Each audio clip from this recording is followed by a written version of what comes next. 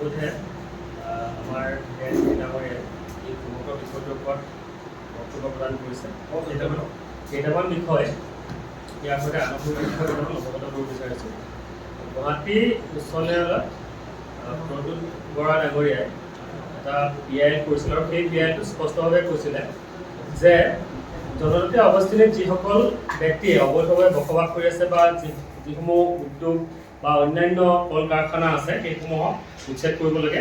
এইটো আমি আপোনাক দেখুৱাইছোঁ। এইটো PIL কপি আছিল আৰু ইয়াত স্পষ্টভাৱে কিছু নিৰ্দেশনা জাৰি কৰা হৈছে আৰু সেইটোৰ ভিত্তিতে এতিয়া কচুতলী সোণাপুৰ পথাৰ এলেকাত উচ্ছেদ চলিছে। এতিয়া এই উচ্ছেদ চলি থকা সময়ত গুৱাহাটী উচ্চ ন্যায়ালয়ত ইয়াৰ কিছু ব্যক্তিয়ে তেওঁলোকে ন্যায়ালয়ৰ কাষ চাপিছিলে। ন্যায়ালয়ে জিলা উপায়ুক্তক এই সন্দৰ্ভত গোটেই বিষয়বস্তুটো তদন্ত কৰি প্ৰতিবেদন দাখিল কৰিবলৈ কৈছিলে আৰু সেয়া সময় আছিল 30 ছেপ্টেম্বৰ। 30 ছেপ্টেম্বৰৰ ভিতৰত এই যিসকল ব্যক্তিয়ে আবেদন কৰিছিলে তেওঁলোকৰ ঘৰসমূহ ভগা নাই আৰু তেওঁলোকৰ এই সমগ্ৰ বিষয়টো জিলা উপায়ুক্ত ইতিমধ্যে তদন্ত আঁতৰলৈ আনিছে। এতিয়া এই বিষয়টো চলি থাকোঁতেই ফাৰুক আহমেদ বুলি এজন ব্যক্তিয়ে উচ্চতম ন্যায়ালয়ত এক গোচৰ ৰুজু কৰিলে আৰু তাৰ ভিত্তিত এক ষ্টেটাছ কো মেইনটেইন কৰিবলৈ উচ্চতম ন্যায়ালয়ে নিৰ্দেশ দিছে।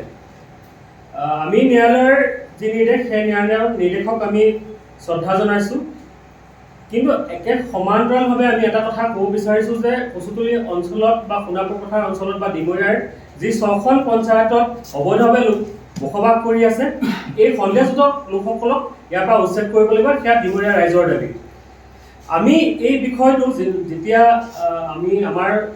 আমি অৱগত হ'লোঁ তেতিয়া আমাৰ অধিবক্তাৰ সৈতে আমি যেতিয়া যোগাযোগ কৰিছিলোঁ তেতিয়া অধিবক্তাই এটা কথা কৈছিলে যে এটা গোচৰ যেতিয়া গুৱাহাটী উচ্চ ন্যায়ালয়ত চলি আছে সমান্তৰালভাৱে একেই গোচৰটো লৈ পেলাই কিছু ব্যক্তিয়ে উচ্চতম ন্যায়ালয়ৰ কাষ চাপিলে। গতিকে এখন উচ্চ ন্যায়ালয়ৰ বিচাৰাধীন এটা বিষয় কেনেধৰণে আকৌ উচ্চতম ন্যায়ালয়ে সেই বিষয়টোৰ ওপৰত স্থগিতাদেশ জাৰি কৰিলে সেই বিষয়টো কিছু সন্দেহৰ অৱকাশ আছে। গতিকে এতিয়া যিটো অৰ্ডাৰ ওলাইছে সেই অৰ্ডাৰটোতো কোনো বিষয় স্পষ্টভাৱে উল্লেখ কৰা নাই।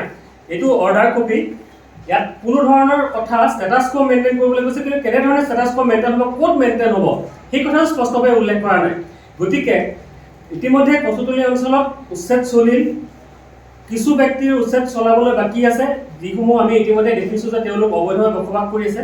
কিন্তু ডিমৰীয়াৰ বাকী 6টা পঞ্চায়তত এতিয়াও উচ্ছেদ চলাবলৈ বাকী আছে। গতিকে উচ্চতম ন্যায়ালয়ৰ এই নিৰ্দেশনাক আওকাণ নকৰাকৈ বাকী অঞ্চলসমূহত উচ্ছেদ চলাবলৈ আমি অসম চৰকাৰক প্ৰশাসনক আহ্বান জনাইছোঁ।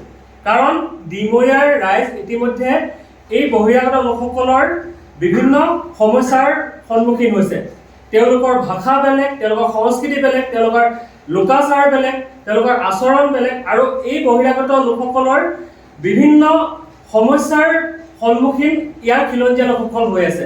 বিভিন্ন কাৰণত এই লোকসকল আমাৰ ওপৰত আলহী স্বৰূপ হৈ আহি আমাৰ খিলঞ্জীয়া মানুহৰ প্ৰতি শংকা কঢ়িয়াই আনিছে। গতিকে অসম চৰকাৰৰ মাননীয় মুখ্যমন্ত্ৰী হিমন্ত বিশ্ব শৰ্মা ডাঙৰীয়াই খিলঞ্জীয়া লোকসকলক সুৰক্ষা দিবলৈ যি ভূমিকা গ্ৰহণ কৰিছে সেয়া আদৰণীয়। সমগ্ৰ ডিমৰীয়াবাসীয়ে এই তেখেতৰ পদক্ষেপক আদৰণি জনাইছে, একেমুখে তেখেতক শলাগ লৈছে আৰু উচ্চতম ন্যায়ালয়ৰ এই নিৰ্দেশনাক আওকাণ নকৰাকৈ এলাগী নকৰাকৈ সমগ্ৰ ডিমৰীয়াত উচ্ছেদ অভিযান অতি শীঘ্ৰে আৰম্ভ কৰিব লাগে। ডিমৰীয়াৰ বাকী 6খন পঞ্চায়তৰ যিসমূহ এলেকা ইতিমধ্যে বাদ পৰি গৈছে এই বাদ পৰি যোৱা এলেকাসমূহক ইতিমধ্যে গুৱাহাটী উচ্চ ন্যায়ালয়ৰ যি প্ৰদ্যুৎ বৰা ডাঙৰীয়াৰ যিটো গোচৰ আছিল সেই গোচৰৰ নিৰ্দেশনাৰ ভিত্তিত অতি শীঘ্ৰে উচ্ছেদ চলাবলৈ সমান্তৰালভাৱে যিসকল লোকে উচ্চতম ন্যায়ালয় আৰু উচ্চ ন্যায়ালয়ৰ বিচাৰাধীন হৈছিলে, যিলোকে আবেদন কৰিছিলে তেওঁলোক এই অঞ্চলৰ স্থায়ী বাসিন্দা হয় নে নহয়, তেওঁলোক এই অঞ্চলত কেনেধৰণে আহিলে, ক'ৰ পৰা আহিলে বা তেওঁলোক এই অঞ্চলত কেনেধৰণে বসবাস কৰি আছে এই সমগ্ৰ বিষয়টো কিন্তু তদন্ত আওতালৈ আহিব লাগে আৰু অসম চৰকাৰৰ মাননীয় মুখ্যমন্ত্ৰী মহোদয়ে এই বিষয়টো তদন্ত কৰিবলৈ ইয়াৰ জিলা উপায়ুক্তই হওক বা ৰাজহ বিভাগৰ যিকোনো এজন উচ্চ পৰ্যায়ৰ বিষয়াই হওক এই বিষয়টো তদন্ত আওতালৈ আনিব লাগে আৰু তদন্ত কৰি অতি শীঘ্ৰে যদি তেওঁলোক ইয়াৰ স্থায়ী বাসিন্দা নহয় তেনেহ'লে তেওঁলোকৰ বিৰুদ্ধেও উচ্ছেদ চলাবলৈ নিৰ্দেশ জাৰি কৰিব লাগে।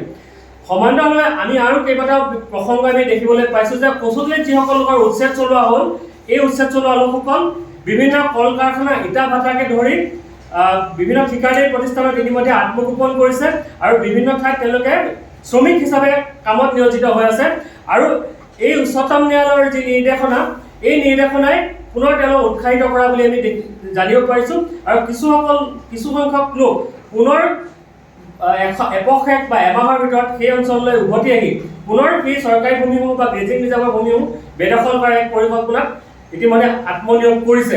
গতিকে এই যিসমূহ এলেকা উচ্ছেদ চলোৱা হ'ল এই উচ্ছেদ চলোৱা এলেকাসমূহত যাতে তেওঁলোক পুনৰ উভতি আহিব নোৱাৰে আৰু যিসকল লোকে তেওঁলোকক সুৰক্ষা দিছে বহু ভাড়াঘৰ ইতিমধ্যে আমাৰ এই অঞ্চলতে তেওঁলোকে ভাড়াঘৰলৈ থকা বুলি আমি জানিব পাৰিছোঁ বা বিভিন্ন উদ্যোগ বিভিন্ন ঠিকাদাৰী প্ৰতিষ্ঠান নিৰ্মাণ কাৰ্য চলি থকা অনুষ্ঠানত তেওঁলোক আত্মনিয়োগ কৰি আছে তেওঁলোকে আত্মগোপন কৰি আছে কিছুমানে শ্ৰমিক হিচাপে বা কিছুমানে বৰ্তমান অঙহী ঘৰত তেওঁলোকে বসবাস কৰি আছে। গতিকে এই প্ৰসংগটো আমাৰ দৃষ্টিগোচৰ হৈছে।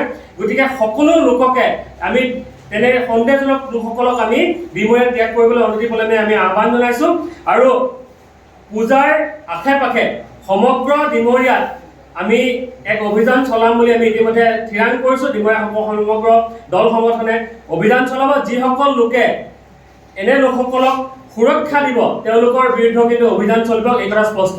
কাৰণ ডিমৰীয়াখন কেতিয়াও এনেধৰণৰ সন্দেহজনক লোকৰ চৰণীয়া পথাৰ হ'বলৈ নিদিওঁ। আমাৰ ডিমৰীয়াৰ এটা দীৰ্ঘদিনীয়া সমস্যা এতিয়া সমাধান হোৱাৰ পথত মুখ্যমন্ত্ৰী মহোদয়ে সমগ্ৰ অসম চৰকাৰখনে এই সমস্যাটো সমাধান কৰিবলৈ আগবাঢ়িছে। গতিকে সমগ্ৰ ডিমৰীয়া অঞ্চলৰ খিলঞ্জীয়া ৰাইজে আমি সহযোগী